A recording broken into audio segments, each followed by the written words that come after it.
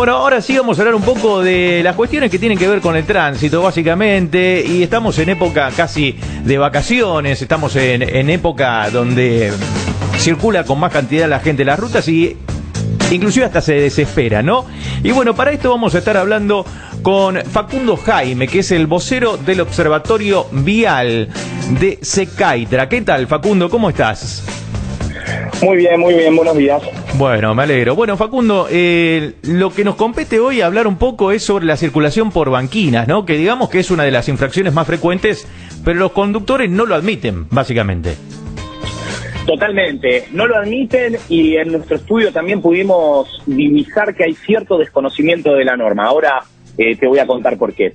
Nosotros en el Observatorio Vial, hace ya unos 5 años, lo que tratamos de hacer son estudios mensuales en donde se toque una problemática o una conducta por parte de los conductores que quizá estos tienen un poco automatizada y no tienen conciencia absoluta de qué implica esa conducta que por ahí a veces se separa un poquito de lo que nos dice la norma nacional, la Ley Nacional de Tránsito. Déjame contarte que lo primero que consultamos en nuestro estudio sobre la circulación en banquinas era si eran usuarios habituales o no de la banquina, es decir, si utilizaban la banquina o no. Y acá el 78%, es decir, prácticamente 8 de cada 10, nos respondieron que no eran usuarios habituales de la banquina. Entonces, acá vamos a darle un aprobado a los encuestados, porque por lo menos han admitido no ser usuarios habituales. Pero la segunda consulta que hicimos, que básicamente era en qué casos utilizaba la banquina, 6 de cada 10, el 63%, nos comentó que si vienen en una ruta o en una autovía o en una autopista y se corta un carril, es decir, que hay una merma en lo que es la cantidad de carriles, que en ese caso sí se podría utilizar la banquina. Acá contémosle a los escuchas de tu radio que esto no es así. Frente a un corte, igual tampoco se puede circular en banquina.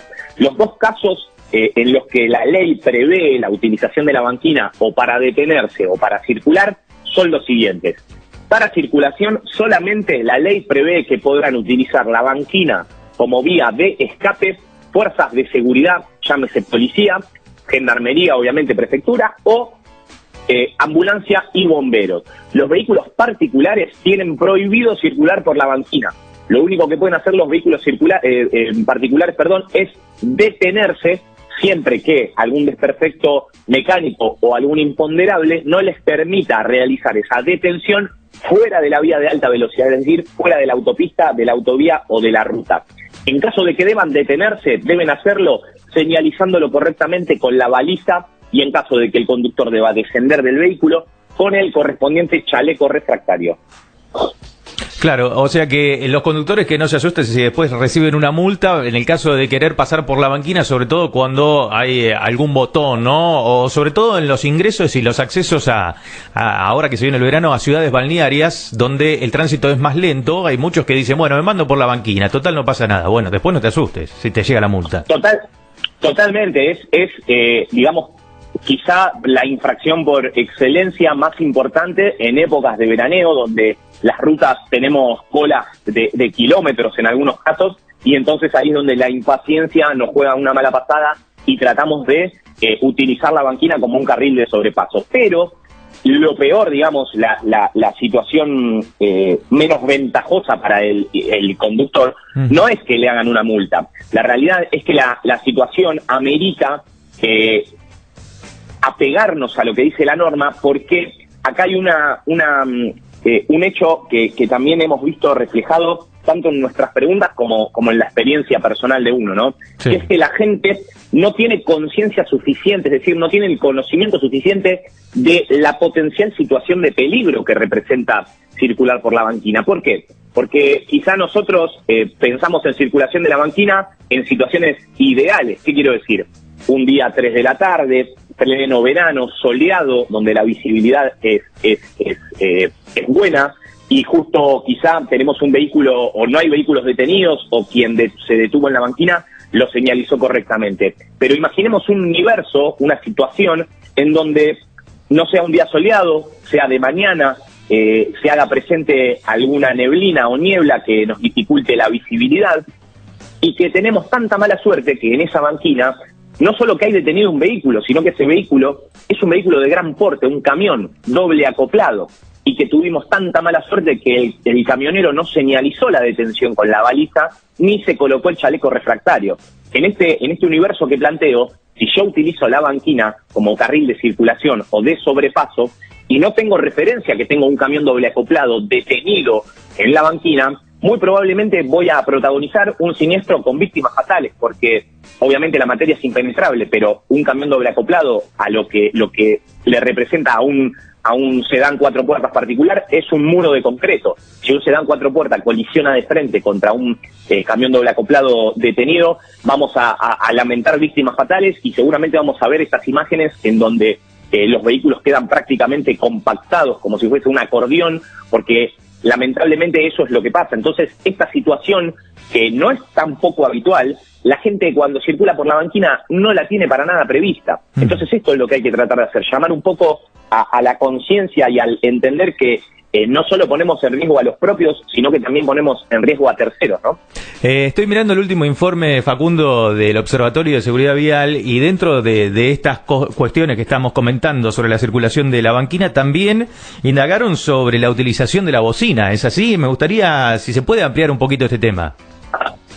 Sí, totalmente. No es tan habitual que realicemos, digamos, que toquemos dos temas quizá que no tienen una relación tan fuerte en un mismo estudio, pero en este lo hemos hecho. Y lo hemos hecho, ¿por qué? Porque la cuestión de la bocina es una problemática que vemos que se repite a lo largo y a lo ancho de nuestro país, pero que además a nosotros nos interesa ver cómo va evolucionando. Es decir, nosotros sobre la bocina, sí, este es el 5º año que consultamos para ver si la gente empieza a hacerse del conocimiento sobre lo que plantea la norma de cuando está autorizado o no utilizar la bocina. Claro. Así que acá te comento. Lo primero que preguntamos es en cuál de los siguientes casos o situaciones está permitido el uso de la bocina. Y los consultados respondieron que su uso correcto es para evitar una situación de peligro o accidente en un 65%.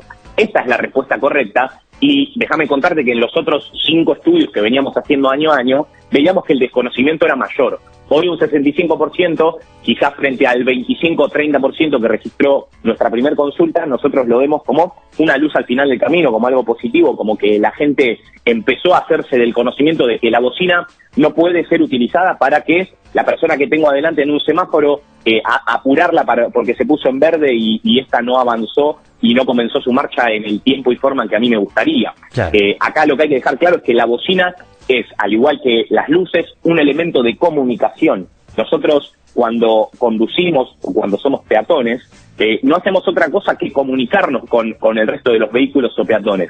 Entonces hay que tener claro que estos elementos, la ley los prevé para casos excepcionales. Entonces, si yo hago uso y abuso de la bocina, el resto del tránsito va a pensar que hay una situación límite en donde se evite un accidente. Entonces estamos comunicando mal al resto, y eso es lo importante. Hay que tratar de ser lo más eficaz y certero en la comunicación, tanto las lumínicas, las luces y las balizas, como de la bocina. Bien, perfecto. Bueno, súper claro, Facundo. Última pregunta, ¿qué es lo que se hace o qué hace básicamente el Observatorio de Seguridad Vial con estos datos que recopilan? Bien, en principio lo que hacemos es tratar de ponerlos sobre la mesa, es decir, tratamos de que cada radioescucha, cada lector, en caso de por ahí los estudios publicados en medios gráficos, tratamos de que quien lo lee genere una sensación de autoevaluación, ¿no? De decir, ¿cómo me comporto yo en esta situación? ¿Por qué? Porque la realidad es que hay que dejar 2 conceptos muy claros en lo que a seguridad vial requiere. El primero es que es muy complicado poder generar modificaciones en conductas a corto o mediano plazo. Siempre tenemos que estar pensando en que esto es un camino que recorrer bastante largo y que tenemos que pensar en modificaciones bien profundas, pero a largo plazo. Y siempre deben ser acompañadas por las políticas de Estado, por las modificaciones legislativas, por la educación, por la concientización, por la sanción. Esto no es que un solo campo de la seguridad vial va a hacer la diferencia. Esto tienen que ser todas ideas que vayan en una misma dirección y lo más mancomunada posible. Y el segundo concepto, que acá es donde por ahí voy a responder más tu pregunta, es que con estos estudios lo que tratamos de hacer al visibilizar y al hacer una autoevaluación es tratar de que toda la gente entienda que en lo que a seguridad vial respecta, cada conductor, cada peatón es un granito de arena en un gran desierto. Entonces, cada uno tiene que hacer su parte y puertas adentro de su habitáculo para adentro, ser lo más correcto y lo más apegado a la norma posible para tratar de no poner en riesgo a propios o ajenos. Esa tiene que ser la idea fundamental y el motivo por el cual nosotros hacemos estos estudios mes a mes. Perfecto. Bueno, Facundo, te agradezco la comunicación y estamos a disposición para cuando lo requieran y a la espera del próximo informe seguramente. Muchas gracias, ha sido un placer y yo también a disposición por cualquier cosita, seguramente estaremos charlando de vuelta. Un abrazo grande, Facundo.